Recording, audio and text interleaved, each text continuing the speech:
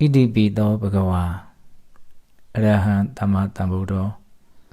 ဝိဇ္ဇာရှရဏသမ္ပန္နောသူကတောလောကဝိတုအနုတ္တရောပုရိသဓမ္မတာရတိတတ္ထာဒေဝမနုဿာနံဗုဒ္ဓောဘဂဝါဂုဏ်တော်တစ်ပါးချင်းစီကိုနှလုံးသွင်းကြည့်မယ်အရဟံကိလေသာအပူကင်း၍ငြိမ်းအေးသောစိတ်နှလုံးရှိတော်မူပါသောမြတ်စွာဘုရားကိလေသာတရားတွေဆိုတာပူစီတဲ့ညှဉ်းနှွမ်းစေတတ်တဲ့တရားစိုးတွေလူချင်းမမောမှုလောဘဖြစ်ရတာ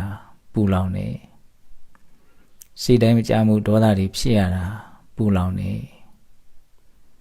ဘဝခန္ဓာရဲ့အကြောင်းကိုအမှန်မသိမှုမောဟတွေနဲ့နေရတာပူလောင်နေမနာလိုမှုဝန်တုံမှုတွေဖြစ်ရတာပူလောင်နေ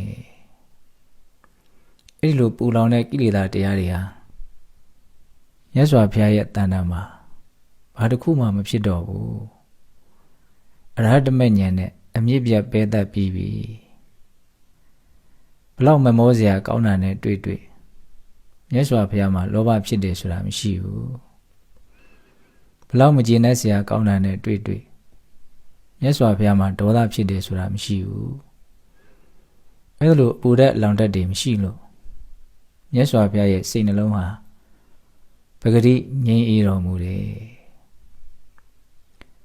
သမ္မာသမ္ဗုဒ္ဓောလုံးစုံသောတရားတို့ကိုမဖောက်မပြန်ကိုယ်ပိုင်ဉာဏ်ဖြင့်မှန်ကန်စွာသိမြင်တော်မူပါသောမြတ်စွာဘုရားမြတ်စွာဘုရားဆိုတာသဘာဝတရားတွေကိုဖန်တီးသူမဟုတ်ဘူးသိမြင်သူသာဖြစ်တယ်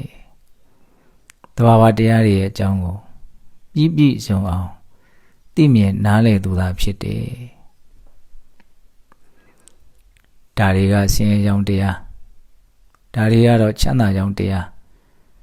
ဒါတွေကတော့တဏှာဝိဒုက္ခကလွတ်မြောက်ကြောင်းတရားလို့အဲ့ဒါလိုသဘာဝတရားတွေရဲ့အကြောင်းကိုမြတ်စွာဘုရားကိုယ်တော်တိုင်မှန်မှန်ကန်ကန်ပြည့်စုံအောင်သိမြင်တော်မူတယ်ဝိဇ္ဇာရှရဏတမ္ပန္နောမျက်စိနဲ့တူသောအသိဉာဏ်ဝိဇ္ဇာခြေထောက်နဲ့တူသောအကျင့်စရဏတရားတို့ဖြင့်ပြည့်စုံတော်မူပါသောမြတ်စွာဘုရားလူရပန်းနိုင်ကိုရောက်ဖို့အတွက်မျက်စိနဲ့တူတဲ့အသိဉာဏ်ပညာရှိဖို့လိုသလို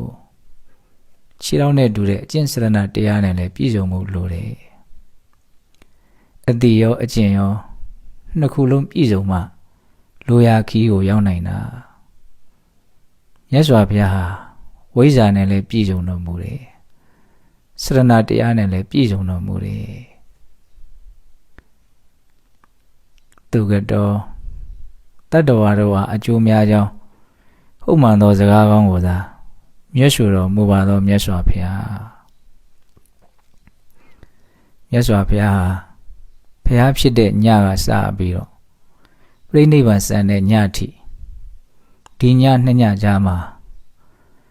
မြတ်စွာဘုရားပြောခဲ့တဲ့စကားတွေဟာပြောတဲ့အတိုင်းမှန်တယ်ဒါကြောင့်မြတ်စွာဘုရားတထာဂတမြည်တယ်လို့မြတ်စွာဘုရားကိုယ်တိုင်ဟောခဲ့ဘူးတယ်မြတ်စွာဘုရားပြောခဲ့တဲ့စကားတွေတိုင်းဟာတတ္တဝါတွေချမ်းသာဖို့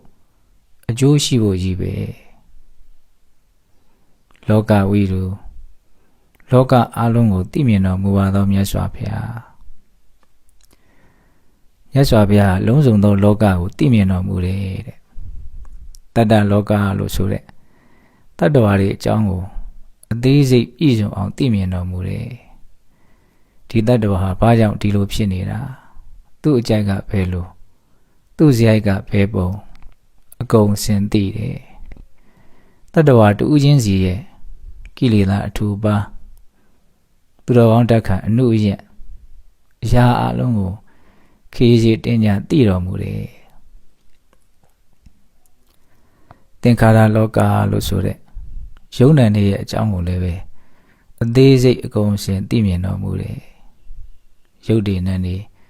ဘယ်လိုဖြစ်ပေါ်နေကြသလဲဘာကြောင့်ဖြစ်ပေါ်နေကြသလဲဘယ်လိုတွေဆက်ဖြစ်မလဲအသေးစိတ်အကုန်သိတယ်ပဋ္ဌာန်းတရားဆိုတာ မြတ်စွာဘုရားဘလောက်တည်တယ်လဲဆိုတာရဲ့အသက်တွေပဲဩကာသလောကလို့ဆိုတဲ့ကမ္ဘာလောကကြီးအကြောင်းကိုလည်းအကုန်စင်သိမြင်တော်မူတယ်သိတော်မူလို့စัจ java လာအနန္တလို့မြတ်စွာဘုရားဟောခဲ့တာမြတ်စွာဘုရားလောကအလုံးကိုသိမြင်တော်မူတယ်နှုတ်တော်ပုရိသဓမ္မတာရတိဆုံးမလိုက်သောတတ္တဝါတို့ကိုကိလေသာကင်းရင်ကျေးခြင်းသို့ရောက်အောင်ဆုံးမတော်မူရာ၌အတုမရှိအမျက်ဆုံးဖြစ်တော်မူပါသောမြတ်စွာဘုရားတတ္တဝါတွေကိုကောင်းမွန်ပြုပြင်နိုင်တဲ့နေရာမှာမြတ်စွာဘုရားအစွမ်းနိုင်ဆုံးပဲအတုမရှိအမျက်ဆုံးပဲရာဂဒေါသမောဟတို့ကြောင့်ရိုင်းဆိုင်နေတဲ့တတ္တဝါတွေကိုရာဂဒေါသမောဟကင်းပြီးယဉ်ကျေးခြင်းသို့ရောက်အောင်ဆုံးမတဲ့နေရာမှာမြတ်စွာဘုရားအသာဆုံးအမျက်ဆုံးပဲတတ္တာဒေဝမနုဿာနံတန်တရားခီးသောတတ္တဝါအများတို့၏ရှေးသွားခေါင်းဆောင်ကြီးဖြစ်တော်မူပါသောမြတ်စွာဘုရားတန်တရားဆိုတာဖြတ်တန်းဖို့ခက်တဲ့အလွန်ကြမ်းတမ်းတဲ့ကန္တာရခီးခဲကြီးပဲတတ္တဝါတွေဆိုတာခရီးသည်တွေပဲမြတ်စွာဘုရားဟာတတ္တဝါတွေကိုလိုရာခီးရောက်အောင်ဆောင်ကျင်းပေးမယ်လမ်းခီးမှာကျွမ်းကျင်လိမ့်ပါတဲ့ရှေးသွားခေါင်းဆောင်ကြီးပဲအမျက်ဆုံးဆရာကြီးပဲလမ်းခီးကိုကျွမ်းကျင်လိမ့်ပါတဲ့ရှေးသွားခေါင်းဆောင်မပါပဲခရီးသည်တွေဟာလိုရာခီးကိုဘေးကင်းရန်ကင်းရောက်ဖို့ဆိုတာမဖြစ်နိုင်ဘူးဘဝခီးချောမွေ့ဖို့တန်တရားခီးချောမွေ့ဖို့နိဗ္ဗာန်လို့ဆိုတဲ့မရောက်ဖူးတဲ့အရာကိုရောက်အောင်သွားတဲ့နိဗ္ဗာန်ခီးချောမွေ့ဖို့ခရီးမျိုးစုံချောမွေ့ဖို့အတွက်မြတ်စွာဘုရားရဲ့အဆုံးအမလမ်းညွှန်ချက်တွေဟာတခုတည်းသောအားကိုးရပဲဗုဒ္ဓသစ္စာလေးပါးအမှန်တရားတို့ကိုကိုယ်တိုင်လည်းသိမြင်တပါးသူတို့ဟာလေသိစေတော်မူရပါသောမြတ်စွာဘုရားယုံနံတို့ရဲ့စင်စစ်မပြတ်ဖြစ်ပေါ်ပြောင်းလဲနေတဲ့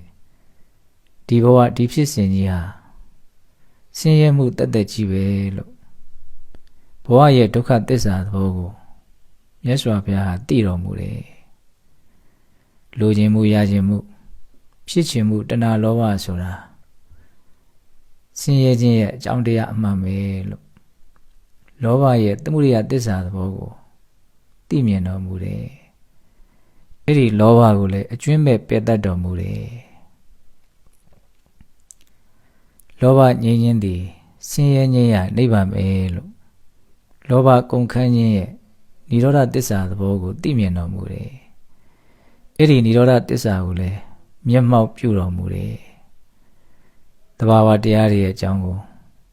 မှန်မှန်ကန်ကန်သိမြင်ခြင်းတမာဒိဋ္ဌိခေါင်းဆောင်တယ်မဂ်ခင်၈ပါးဆိုတာဒုက္ခငြိမ်းရာနိဗ္ဗာန်သို့ဆက်ရောက်စေတဲ့လမ်းပဲလို့မဂ်ခင်၈ပါးရဲ့ဒုက္ခငြိမ်းချောင်းလမ်းစဉ်အဖြစ်ကိုလည်းသိတော်မူတယ်အဲ့ဒီမဂ်ခင်အကျင့်ကိုလည်းပွားများပြီးဖြစ်တယ်အဲ့လိုသစ္စာလေးပါးကိုထိုးထွင်းပြီးသိတော်မူလို့မြတ်စွာဘုရားဆင်းရဲဒုက္ခအလုံးချုပ်ငြိမ်းတော်မူတယ်မြတ်စွာဘုရားကိုယ်တိုင်သစ္စာလေးပါးသိပြီးဒုက္ခငြိမ်းအောင်ဆောင်ရွက်နိုင်ုံမျှမကဘဲနဲ့တတ္တဝါတွေကိုလည်းသစ္စာလေးပါးသိပြီးဒုက္ခငြိမ်းအောင်ဘဝတစ်လျှောက်လုံးဆောင်ရွက်တော်မူခဲ့တယ်ဘဂဝါပြုကျင့်ခဲ့သောပါရမီတော်နန္ဒတို့ကြောင့်လောကီလောကုတ္တရာကောင်းမြတ်သောဂုဏ်ဖြာဖြာတို့ဖြင့်ကောင်းစွာဂုဏ်လုံးပြည့်စုံတော်မူပါသောမြတ်စွာဘုရားလေးတင်ချေတဲ့ကဘာတသိမြင့်မြတ်တဲ့ပါရမီလုပ်ငန်းတွေကိုမရေတွက်နိုင်အောင်ပြုလုပ်ဖြည့်ဆည်းတော်မူခဲ့လို့ဘုရားဖြစ်မဲ့ဘဝမှာဘာမှလူလီသေးမရှိပြည့်စုံအောင်ပါရမီတရားတွေဟာဖက်ဖက်ကနေကျိုးပေးကြတယ်ဒါကြောင့်မြတ်စွာဘုရားရုပ်ရည်အဖြစ်လည်းအတင့်တယ်ဆုံးဉာဏ်ပညာအဖြစ်လည်းအထက်မြတ်ဆုံးသူတော်ကောင်းတရားအဖြစ်လည်းပဲအမြင့်မားဆုံးဂုဏ်ကျက်တဲ့အဖြစ်လည်းအကြီးအကျယ်ဆုံးဖြစ်ရတယ်ဒါကိုပဲဘုံတော်နန္ဒကံတော်နန္ဒဉာဏ်တော်နန္ဒတကူတော်နန္ဒ ပါရမီတော်နန္ဒာလို့ချီးကျူးပူဇော်ကြတာဘဝပေါင်းများစွာကောင်းတာတွေကိုပြည့်ပြည့်စုံအောင်ပြုလုပ်ခဲ့လို့ဘုရားဖြစ်တဲ့ဘဝမှာဘယ်ဘက်ကမှလူလီသေးမရှိလောကီလောကုတ္တရာခုံပေါင်းများစွာနဲ့အလျံပဲပြည့်စုံတော်မူတာအရဟံစဘဂဝါဆုံးကိုးပါးသောဂုဏ်တော်တို့နဲ့ပြည့်စုံတော်မူပါသောမြတ်စွာဘုရားကိုယုတ်တိမြတ်နိုးရှိခိုးပူဇော်ပါ၏ဘုရား